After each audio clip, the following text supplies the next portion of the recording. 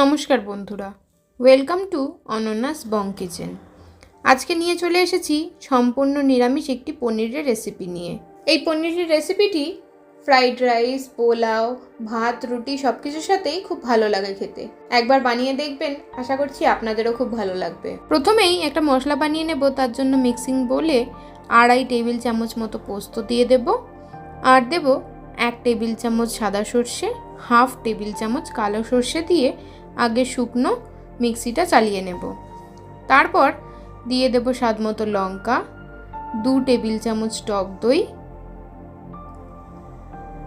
ও একটা মিডিয়াম সাইজের tomato half কুচি করে নিয়েছি, সেটাও দিয়ে দেব। আর দেব সামান্য জল দিয়ে একটা মিহি পেস্ট বানিয়ে নেব।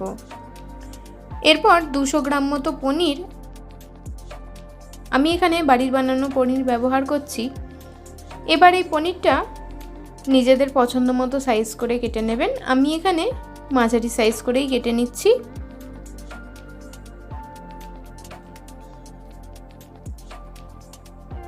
এরপর একটা বাটিতে অল্প নুন ও গরম জল দিয়ে রেখে দেব, যাতে পনিরগুলো ভেজে তার মধ্যে দেওয়া যায়। এরপর কড়াইতে 2 থেকে 3 টেবিল চামচ সর্ষের তেল দিয়ে তাতে পনিরগুলো দিয়ে অল্প নুন দিয়ে এপিট ওপিট করে ভেজে নেব 1 থেকে 2 মিনিট মতো। পনিরগুলো খুব বেশিক্ষণ ভাজার কোনো দরকার নেই। পনির বেশিক্ষণ ভাজলে রাবারের মতো হয়ে যায়।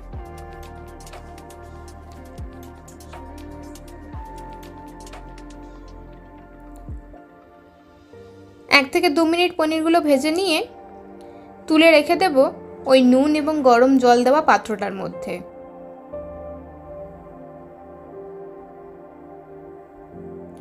এরপর আবার ওই একই প্যানে 2 টেবিল চামচ তেল দিয়ে, তেল ভালোভাবে গরম হলে আগে থেকে বানিয়ে নেওয়া পেস্টটা দিয়ে দেব।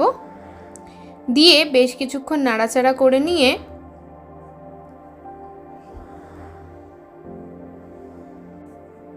এর মধ্যে স্বাদ মতো নুন ও 1 চা চামচ চিনি দিয়ে ও অল্প জল দিয়ে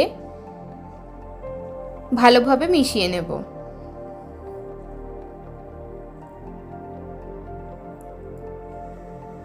আমাদের পুরো রান্নাটাই লো ফ্লেমেই করতে হবে, না হলে নিচে লেগে যেতে পারে। এরপর 2 থেকে 3 মিনিট ভালোভাবে নেড়েচেড়ে নিয়ে আগে থেকে ভেজে রাখা পনিরগুলো দিয়ে খুব ভালোভাবে পনিরের সাথে মশলাটা মিশিয়ে নেব।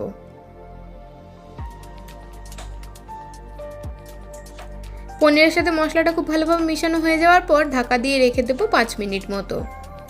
5 মিনিট পর ঢাকা খুলে 1 চা চামচ মতো ঘি দিয়ে দেব। নিরামিষ রান্নায় ঘি দিলে স্বাদটা বেশ বেড়ে যায়। ঘি দিয়ে খুব ভালোভাবে মিশিয়ে নিয়ে নামিয়ে নিলেই রেডি আমাদের পনির। আজকের রেসিপিটি কেমন লাগলো অবশ্যই কমেন্টে জানাবেন। আমার চ্যানেলে নতুন বন্ধু হয়ে থাকলে চ্যানেলটিকে সাবস্ক্রাইব করে দেওয়ার অনুরোধ রইল ও পাশে থাকা বেল আইকনটিও অবশ্যই প্রেস করে দেবেন, তাতে আমি যখনই নতুন কোনো ভিডিও দেব আপনাদের কাছে নোটিফিকেশন পৌঁছেই যাবে। আজকে এই পর্যন্তই, ধন্যবাদ।